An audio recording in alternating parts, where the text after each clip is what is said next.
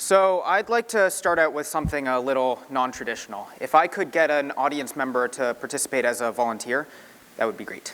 So are there any volunteers in the audience? Yes, you over there. Just stand up. Okay. What's your name? Chelsea. Chelsea, all right. So I would like you to imagine you are standing in Gillette Stadium, okay? There are 60,000 people watching you. The crowd may be cheering or the crowd may be booing, but they are all watching you. I would like everyone in the audience to look at Chelsea, and Chelsea, please say, "All the world's a stage, and all the men and women merely players." All the world's a stage and all the men and women are merely players. Thank you. All right, you can sit down. So Chelsea, if you were put in that situation, you would probably feel a little nervous, right? Definitely. Yeah. Well, why is that? I feel like everyone has an intrinsic fear of public speaking. In fact, with the advent of social media and electronics, it seems like we're starting to have a fear of public speaking and communicating with people at all. Now, I like my iPhone as much as the next person, but I have a solution for you. Since the age of 9, I have been very involved with youth theater. I've probably been in around 30 shows, and I believe that this extracurricular is one of the core things that has shaped who I am. What I truly believe, and what I want you to walk away believing, is that doing some form of theater prepares you for the real world in ways that traditional school never could. And I want to tell you 3 reasons why it could change your life. Reason 1, theater helps you practice and develop social and communicative skills. I'd like you to imagine yourself back in your middle and your high school days. We are told to sit in rows, nice and neat. We can only talk when we raise our hands. We always focus on ourselves. It's always about our tests and our grades. And as a result, we don't really practice the communication skills that are so often necessary in life. We don't really feel a sense of connection with the teachers and the students in our class. Theater, on the other hand, is all about being part of a larger group. When done from a young age, theater teaches us 2 very important lessons: trust and communication. Everyone matters. Even though there is a lead in the show wouldn't mean anything without everyone else. If the cast can't interact with each other, no one knows when to enter at what time, no one knows when to turn up the lights or enter in a song. A well-communicating cast can be an immersive experience for the cast, crew, and audience, but done incorrectly, it turns from a show to a mess in a costume. Now, you may be wondering, why is communication important? I'm always on my phone anyway. What's the point of learning to talk to actual people? Well, here are a few of the many jobs where communication is key. Politician. Even if a politician has amazing ideas, if he can't communicate them to his audience, chances are they won't be elected or they won't be able to invoke change. Businessman. In jobs such as these, connections are everything.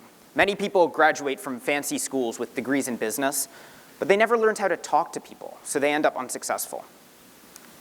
Policeman. In jobs such as these, a discrepancy in communication can often be the difference between life and death, and unfortunately, it is often an innocent life. Teachers may be the most important. A kindergarten teacher can light a child's mind with wonder and curiosity, but it all depends on the type of bond that the teacher makes with the student. These empathy-based skills are largely glossed over in middle and high school, but they are such an integral part of theater that it is a shame it is not more well known. Of course, with good communication often comes confidence, and with confidence comes arrogance. Theater once again teaches us this boundary. Lisa Evans, the director of Concord Youth Theater, which is the theater that I've participated in for the past 8 years, always reminded us that The Wizard of Oz wouldn't be very interesting if it was just Dorothy. What makes the play so interesting is all of her interactions with the characters and the creatures of Oz.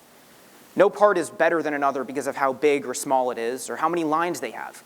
Instead, everyone is integral to the cast, and if you remove just one person, the show becomes radically different. No one I know who has stuck with theater for a long time is arrogant. Instead, they are all both confident in their, but also their castmates' abilities. Reason 2, theater allows you to take on another persona, and in doing so, you can learn a lot about yourself and of other people. Once again, school teaches us to focus on ourselves. I don't think I need to provide an example, but I believe that the current political climate is evidence of this. Now, I played some radically different roles during my theater career. This is a photo of me as a rock. But I wasn't any old rock. This was a rock that had a song and a dance. One of my favorite lines from the show was, "Guys, this is getting kind of boring. I think we should rock on." Yeah, I know this isn't the epitome of comedy, but what can you really expect from a rock? This is a photo of me as a pharaoh from Joseph in the Amazing Technicolor Dreamcoat. But I wasn't any old pharaoh. This was a pharaoh that had a song where he had to act and dance like Elvis. If you were the quiet and reserved type, there's absolutely nothing like playing Elvis to shake that out of you. My point is that over the past 8 years, I've had the opportunity to play some radically different roles with completely different personalities. The whole idea of acting is to be that persona for 2 hours, to transform your actions and your mannerisms to fit that role. I think that this quote from Atticus Finch actually illustrates the point that I want to make. To truly understand people, you need to walk around in their skin for a little bit. I think a lot of the problems that we face as Americans stem from the fact that we can't relate to each other, and we lack the empathy and the understanding to do so. Immigration, sexual assault, and racism are but a few examples of this problem. Finally, my third reason is that theater helps raise awareness of pressing social issues, and in doing so, connects us to something much greater than ourselves. 1.5 years ago, I participated in Concord Youth Theater's The Laramie Project. This play tells the true story of a 19-year-old Matthew Shepard, who was taken from a bar and beat up and chained to a fence in an isolated field, left to die, only because he was gay. Before participating in this play, I had vaguely heard of the tragedy, but actually being on stage, feeling for the characters, understanding their emotions, connected me to the tragedy in a way I never thought possible. The play was composed of a series of interviews from people who knew Matthew Shepard or were involved with his murder. My character was just a normal person whose actions suddenly found themselves in an event that had national or even international ramifications. And let me clear something up. You don't have to be part of the cast to get this experience. One of my most striking memories was seeing countless people walk out in tears after the show had commenced. Clearly, they had been affected by this tragedy as well. Many high schools in the local area have performed this play. AB, LS, and Concord Academy are some examples. Tens of thousands of people have seen this play performed across the nation. Matthew Shepard died alone without a loved one within miles, but through the Laramie Project, his story was told to tens of thousands of people. Matthew Shepard is no longer alone.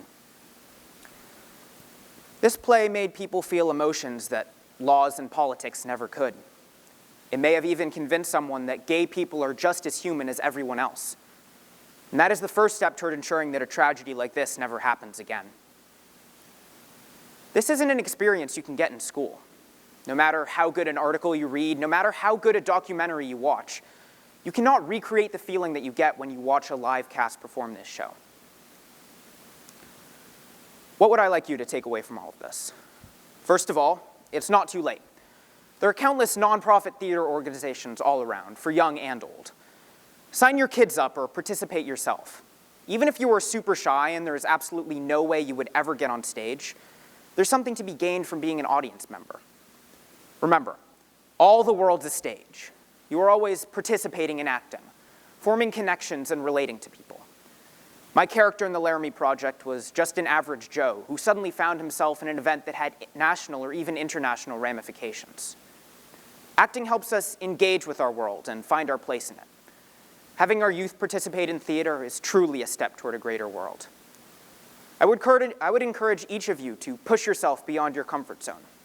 You'll be rewarded with a deeper sense of people, experiences, and life beyond your daily routine. Thank you.